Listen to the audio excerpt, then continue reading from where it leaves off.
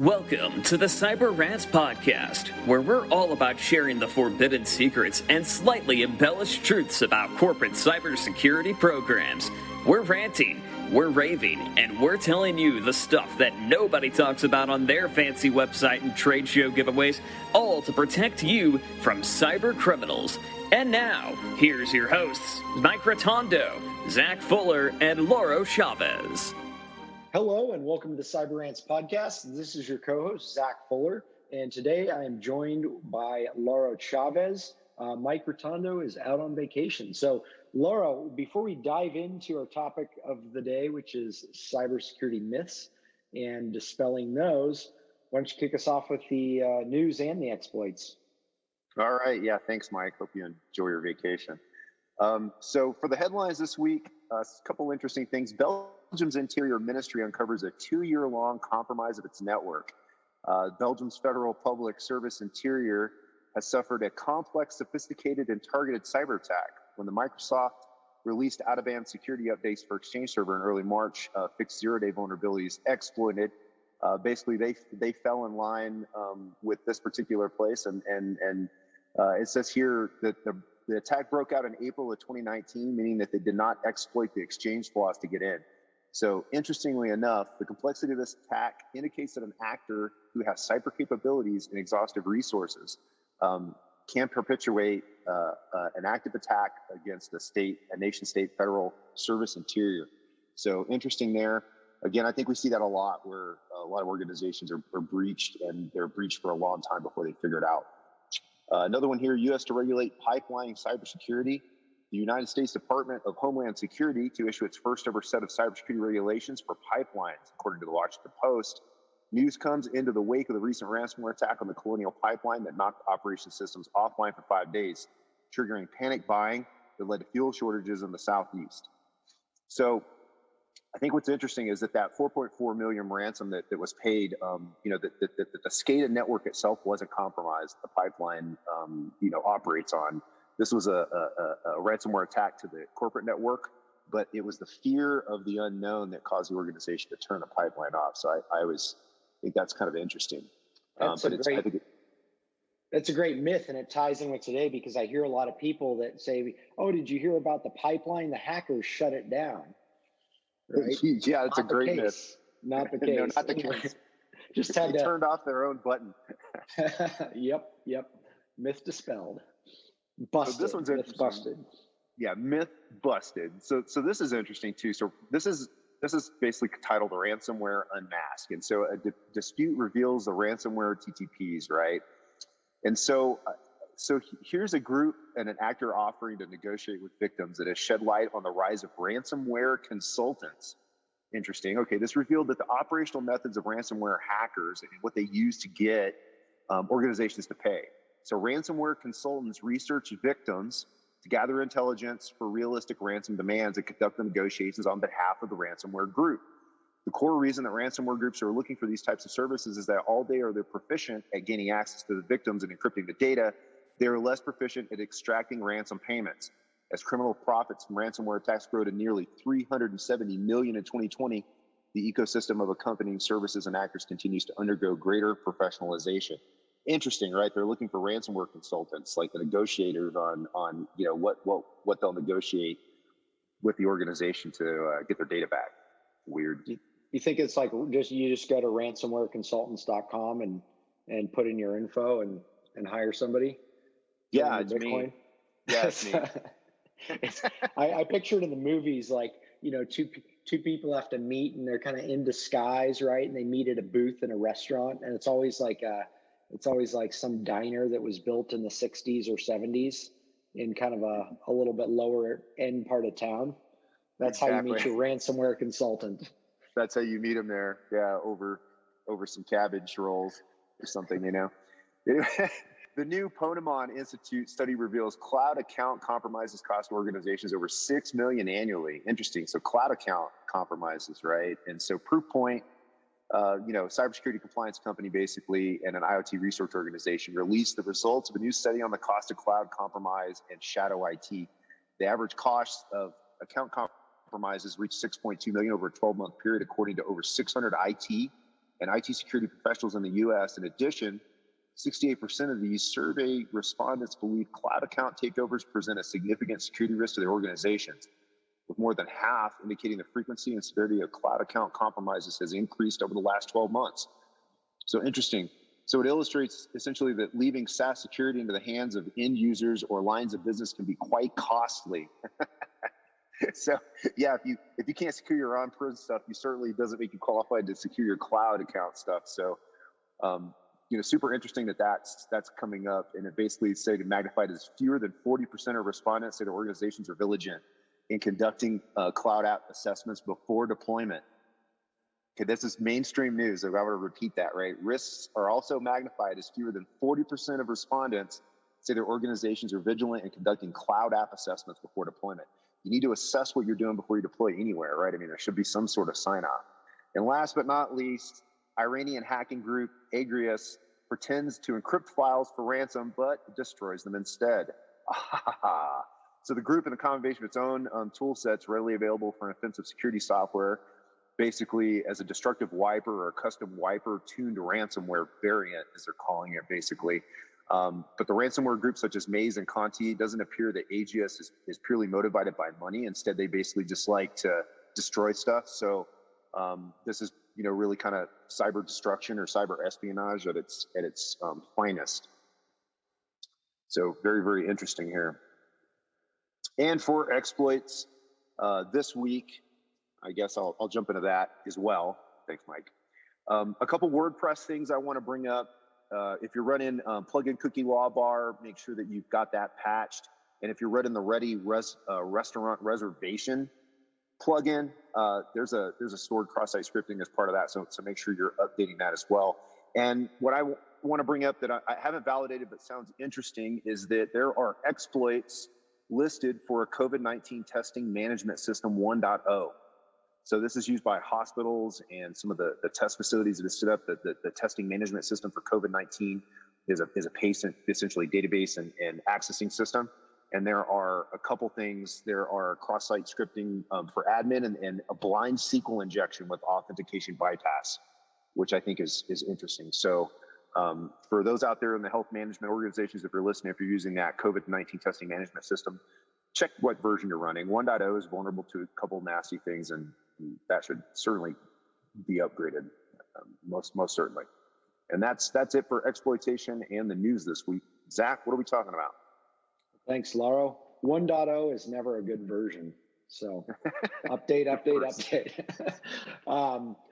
Well, yeah, a lot happening. It's interesting how many of our, myths actually came out in the news. So let's just go through here. And I actually have a list of 10 common myths that we hear that just come up in discussion, and nobody's fault, right? It's these are generally from people that are outside the industry that are misinformed and make assumptions about things that aren't entirely correct. Now, the problem is making assumptions when it comes to cybersecurity oftentimes is what gets people breached. And so the first major assumption that we hear a lot of organizations is that we're too small to be a target for cyber criminals. Why would they come after us? Why would they look for us? How would they even find us, right? Customers even have a hard time finding us. How would a hacker find us, a cyber criminal find us? But of course, there's mass scanning, and it's not like they're just after you. Laura, your thoughts on that? You've got humans that are bored at work probably, and if you're small enough to not have any web filtering controls, who knows what your humans are doing on your computer systems? And if you're touching the public fabric of the internet, just like you said, you're going to get scanned. Your services are going to get scanned. They're actively looking for low-hanging fruit, and so typically these small organizations are prime pickings because they're startups or whatever case, and they don't have a lot of the innate security controls they need. They're just trying to get stuff out on the internet and get their get things running and their proof of concepting, and so yeah, certainly a big myth. You will be identified eventually if you're doing anything DNS or public IP related, period. Or if you have humans that are surfing the internet and they don't have training, something eventually will befall you. Yep. And that means easy target. Well, the next thing, number 2, it kind of dovetails off that. Well, we don't have anything a cyber criminal would want. I've heard, oh, well, we don't store credit card data or personally identifiable information or protected health information, right? So we don't have anything a cyber criminal would want, right? Nah, you got compute, you got money. Are you making money? If the answer is yes, and you're using compute, and the answer is yes, then you're something a cyber criminal wants. Yep. If you don't have money or compute, then you're right. You're actually right. You don't have anything a cyber criminal wants. You don't have anything. If you have, they make no money. Zero money or zero computers, which that's a rare type of business these days. But that's you're probably not going to be a victim in that case. Everybody else has a typewriter. Yeah, if you've got a typewriter and a 5 1/4 disc, nobody wants you. There's probably somebody out there that's still after whatever information you're in, but or maybe if that's the case, you're in a really crazy, ultra classified business that's so secret that you have to go back to the old ways of doing things. So the old intelligence community tactics, so to speak. But what is that? What is that? Substitution ciphers on clay tablets? Is that what we're talking about? Yeah, there you go. Rot 13. Well, absolutely. You know that you never know. I mean, it could go back to microfilm and stuck in a bark chip that's dropped off in a planter box, somewhere, and somebody else picks it up and kick goes the hollow on their rock way, right? And, yep, yeah. that's how you're communicating now, because email's just not going to cut it anymore. So if you're in that business, kudos to you. Awesome stuff. We appreciate the intelligence community. Yeah. So that said, and if you're in that business, you got a lot more to worry about than cyber criminals like assassins and stuff. So anyway, I digress. Number 3, our IT team is responsible for cybersecurity. The IT team handles that. I'm sure they do. Yeah, not the case. Well, partially the case, sometimes the case, best case. They've done a little bit, right? They've not deployed things, open-ended and, put management consoles, public facing and things like that. But typically they're, and I think we talk about this a lot. They're busy doing day-to-day IT tasks. And cybersecurity, not only does it require a secondary skill set, it requires secondary work. And a lot of your main IT ops individuals aren't going to have that type of cycle to do, right, or to carry out. So hopefully there's architecture involved and things have been put in mildly securely, but I wouldn't hold the task to them if they have a amount of other work, especially if you just have one IT guy. Yeah. Or gal. Like you said, I mean, different tools, different mindsets, different backgrounds. I mean, cybersecurity, cybersecurity and IT both are such vast industries, vast subjects now. Nobody can be an expert at everything. So you can have, brilliant IT people. We work with a lot of companies that have just brilliant IT people within their team, but they also recognize that, hey, this is where our skill sets combined kind of stop. Can you help us on the cybersecurity side? And then it's also from an organizational governance perspective, it's checks and balances, right? You don't have your bookkeeper performing your audits, right? So why would your IT team do that for the security, the technology? So great point. Excellent discussion, and I think that's one that's we recognize as myth, but a lot of organizations still live by that just, oh no, the IT team is just going to take care of that stuff for us, right? And they do play a critical role in security, obviously, but there's certain limitations there. But we're going to take a quick break and come right back. Want even more Cyber Rants? Be sure to subscribe to the Cyber Rants podcast. Get your copy of our best-selling book, Cyber Rants, on Amazon today.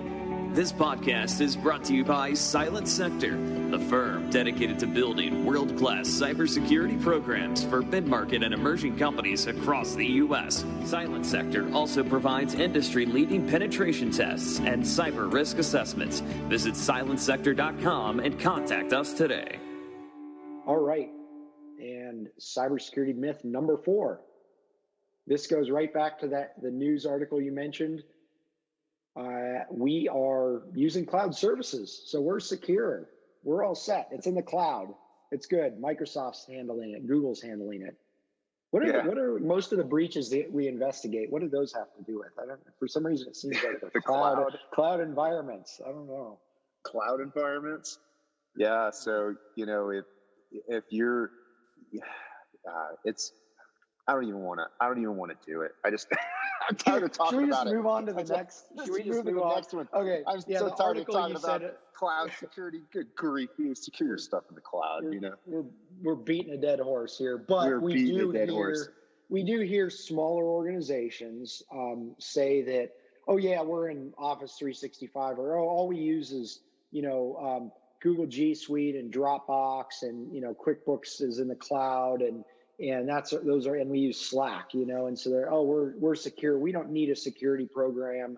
We got those things and they just handle it. But that could be let's save that for a whole nother episode sometime. Yeah, because there's a lot to unpack there.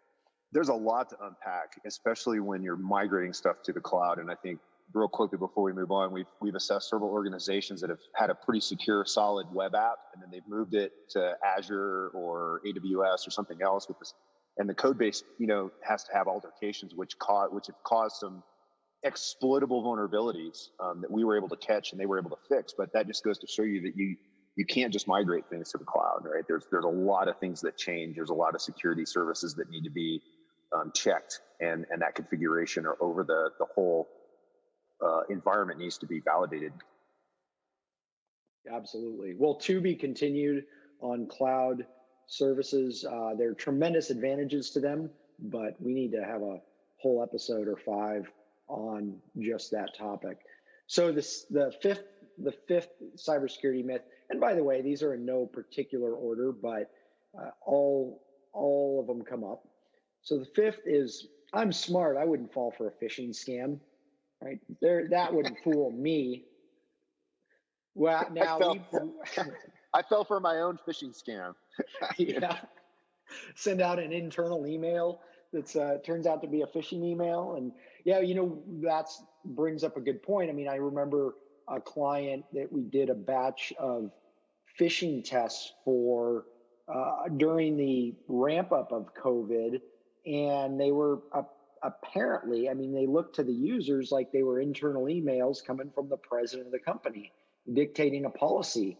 And what was our open rate on that? I think it was 100%. Yeah, it was everybody opened it. Open and click. Now I will say we made the email look very convincing, but we had 100% clickability on that bait right there. All the fish bought on that one. That's what cyber criminals are doing now, though. They're matching the signature blocks, they're matching the names, all that, even spoofing domains, all of that. It can be tremendously difficult to catch some of these. Others look very, very legitimate. They'll do research on people and do more targeted spear phishing attacks, especially on security professionals, IT professionals, executives. They'll spearfish, and it's your cousin that you haven't talked to for a year, but you've been really wanting to do that next vacation, get together with their family or whatever. they can get very sophisticated. And their English is getting a lot better now with AI-driven, database stuff, right? So they're actually doing a good job now. They're harder to decipher, and the last person that we heard say that they were too smart to click on an email caused me hundreds of hours of my life and an investigation of a breach that was somebody clicked on a $100 Amazon gift card. Yep. So, man, it does happen. It was worth a try, right? It only ended up costing the company millions, but hey, $100 on Amazon. So everybody's I think none of us should say that we wouldn't fall for it. We could say that we're pretty confident in our abilities, but that being said, you never know what's out there. And there's other scams too. Think about vishing, elicitation of information, right? It's like the whole human intelligence world, right? I mean, there's people, I guarantee you right now, nation state actors are getting people that live in the US hired in US companies where they want to gain access. So it goes much, much deeper than phishing. That's just the entry level stuff, but it can get into a deep, dark world when you really think about the extent of what goes on, especially at a government and government realm, but also within the terrorism realm. So yeah, the new training is going to be like how to know your coworker is a mole. Yeah, exactly. That's excellent. We should offer that. Do offer counterintelligence courses for organizations, and everybody's watching out for each other. Be like working in an agency. So the next number 6 here is a third-party provider is going to make sure we're secure, right? I have a cybersecurity company. It's a managed security services provider, MSSP. They're going to secure us. Obviously, we wouldn't bring that up if it wasn't a myth. Yeah, absolutely. I think that the services need to be, looked at. Making assumptions that, on a limited statement of work that they're going to do everything for you and make you 100% is just foolish to think. And even if they did, to consider yourself 100%, defense posture is still foolish to think. Yeah, absolutely. And there are a lot of limitations to that, right? So MSSPs can certainly have a place in a security program, but generally you have to think about the business structure, right? The business structure is generally selling tools, technologies, and getting those configured, plugging them in, monitoring those remotely through a SOC and such. But that's not a defense in-depth program, right? It's not a holistic cybersecurity program. So there's a lot more to think about in terms of the strategy of the organization, the governance, the human element, the culture, right? All these things have to go into place, right? So it's not just a matter of monitoring dashboards remotely and you're secure. There's a lot more to it. And any organization that tells you they're going to set you up and make you secure and do it all on their own without your involvement or with minimal involvement, I mean, that's a bunch of BS, right? That just doesn't, unfortunately, it can't be done. It'd be nice, right? But it takes both sides to truly build a defense in-depth scenario. And you wouldn't want that organization operating in a vacuum on your behalf anyway. You know what I mean? They need to, make sure that they operate as a wing of the business, right? So exactly. We might even, if we power through, we might even get through all 10 myths here. And there are certainly more myths, but these are top 10. But number 7, we're compliant with our regulations, so we're good, right? We're secure. Compliance is not security. Wrong. Sorry. Wrong. Yeah, not big red flag, right? Oh, we're HIPAA compliant. We're fine. Oh, we're PCI Yeah, to what compliant. scope? I always ask, right? What scope? To what scope are you PCI compliant? Is it the whole company or did you limit the scope? Right? Or HIPAA compliancy, the same thing, right? Is the whole company, every business asset HIPAA compliant, or did you limit the scope to just, these specific machines, right? I think that's a tall giveaway right there when an organization is limited scope for a security framework, and then you kind of use that as an excuse to be secure. Like, what do you mean scope? We use Stripe. We're good. We're secure. There's a lot more there. Yeah, that's the thing to remember. And for those people listening that aren't involved in the compliance side, remember compliance is generally focused on a specific segment of your organization, like PCI, or a specific data set, like HIPAA, right, is protected health information, PHI. So that's what they're focused on. Even your other requirements like CCPA and such, GDPR, that's focused on your customer data, right? But it doesn't care so much about the rest of the organization, all the things that are required to operate that organization for it to function. It's generally more data driven. Whereas if you look at a holistic security framework like a NIST CSF or CIS controls or something like that, then you're looking at a broader security posture for the whole organization, and compliance will become a lot easier if you're aligned to a broader security framework. So Absolutely. cybersecurity is confined to the digital environment, right? Cybersecurity is just digital. It's about digital things, which of course is not the case because you have to have physical protection to protect those digital things. And humans are using those digital things and are known to screw up. They are. And it was funny, one of the news articles that I didn't bring forward this morning was about USB drops being back on the rise, which I think is an interesting thing. But I had to weigh the interest for the other stuff too. So, but I figured I'd fit it into this part of the myth. But that was part of the news segment from the headlines that we got, was that the USB drops are back on the rise because humans are interested in what could be on there, right?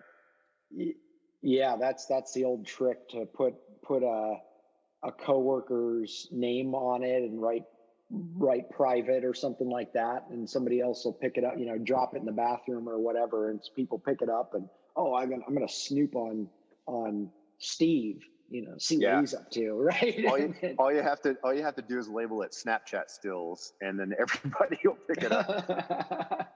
Yep. And then the other thing too, you got to think about physical security, right? And we do these assessments where we go in to look at the security program from a physical perspective, right? What can I get to by walking in the office? And a lot of times, you can walk right into network closets and get connectivity. You can, there's wireless, right? That whole side of the equation as well, and ranges and such. So you have to look at your physical defenses throughout the organization, your awareness, right? So social engineering, physical intrusion type testing, that sort of thing. So there's a lot more than just on your antivirus on the computers, and kind of limiting it to that. So of course, any listeners with background and stuff will know that, but it's a common myth that we need to share with the world that isn't educated in these things. Number 9, everything is hackable. So we're just going to take our chances, right? Why bother? The cyber criminals, they can breach SolarWinds, Microsoft, all that.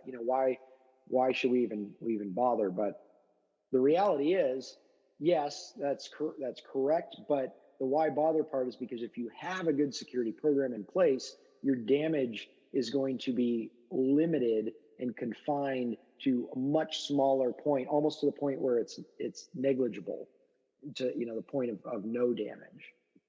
Right. Plus, you owe it to your country, you owe it to your family, you owe it to your employees, and to the board of directors and the investors to do your best job to secure your computing systems, right, as part of your business. So I think it's everybody's depending on you to do the right thing, right? So it's certainly not an excuse.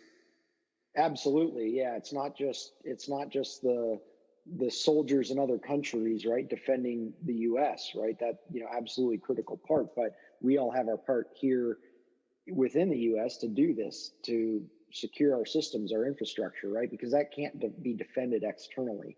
We all have a ethical, moral obligation to do this. So do it anyway, right? Even if you don't want to. But finally, number 10, how we see cybersecurity today is how it's going to continue, right? And of course, that's not the case, right? Because we have some big things coming up in quantum computing, for instance, that I think are going to be game changers. What do you think might happen with quantum computing and with what's going on in say 5 minutes or less? If 5 minutes or less, I'll do it in just a minute, because I think this is this is for a completely separate podcast, but I think the breakthroughs in quantum computing, and if you've played with the IBM Quantum Experience, I think you can understand the capability there with entanglement and superposition, and how that is going to translate to classic computing. It's going to essentially turn all this stuff into a dinosaur. Your fancy brand new Mac Mini or whatever might as well be an 8-track tape at this point. And so I think we're seeing the dawn of a new computing, an evolution in computing, right? And what that's going to mean for cybersecurity is going to change a lot. I think the entire industry is going to change a lot. But what we know today is certainly changing rapidly. And as quick as we came into having phones on our wrists, right, in the form of the Apple Watch and things like that. I think we'll see quantum come into our lives a lot faster. So I think a lot of this is going to change. Yeah, absolutely. Well, and there's some, not to be fear monger or anything, but there's some things to consider, right? Like our AES 256 encryption that people are relying on now. I mean, that could go right out the window. And who knows how much encrypted information is being just harvested and held now that could potentially down the road be decrypted with the quantum computer very quickly. Well, that was the thing. Yeah, no, great point. We've spent the last, a decade almost, compiling massive databases, right? Like Hadoop's famous for this, right? But massive amounts of data, because we collected it. We couldn't look at it all. We couldn't parse it all at the time. But quantum is going to give us that ability. It's given us that ability now to be able to look through those databases and get data out very quickly and very efficiently, in ways that that we haven't been able to do that before. And like you said, the encryption is going to have to change, as well as lots of other things. I know everybody's got there's a cryptocurrency kind of world out there, right, where individuals have a lot of faith in blockchain.